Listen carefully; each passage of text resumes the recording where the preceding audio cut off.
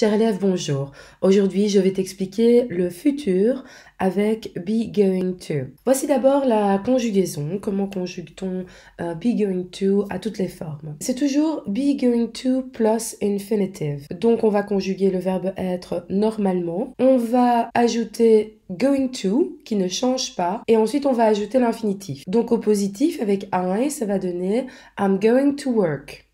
On a changé la forme que de to be. À la négation, he isn't going to have a walk. De nouveau, il n'y a que to be qui a changé. Forme interrogative, are you going to study? Or is it going to rain? Il y a deux utilisations principales de be going to plus infinitive. Tout d'abord, on veut exprimer une intention. Il y a également, on veut exprimer une prédiction quand on voit de nos yeux ce qui va se passer. Je vais d'abord vous donner 3 exemples pour exprimer une intention. Cette fillette a l'intention de manger un morceau de gâteau.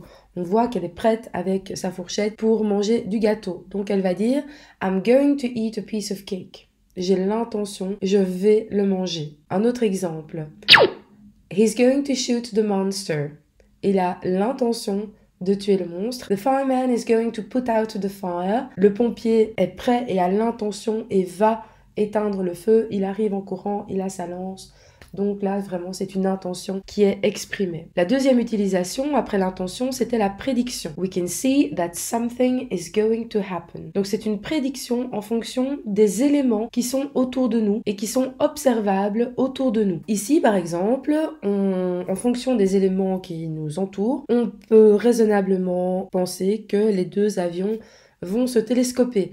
Donc, on pourra dire la phrase suivante. The two planes are going to crash. Ici, on peut raisonnablement penser, en fonction des éléments qu'on a à notre disposition, que le garçon va tomber. The boy is going to fall. Et enfin, là, on peut clairement faire la prédiction qu'il va pleuvoir. It's going to rain.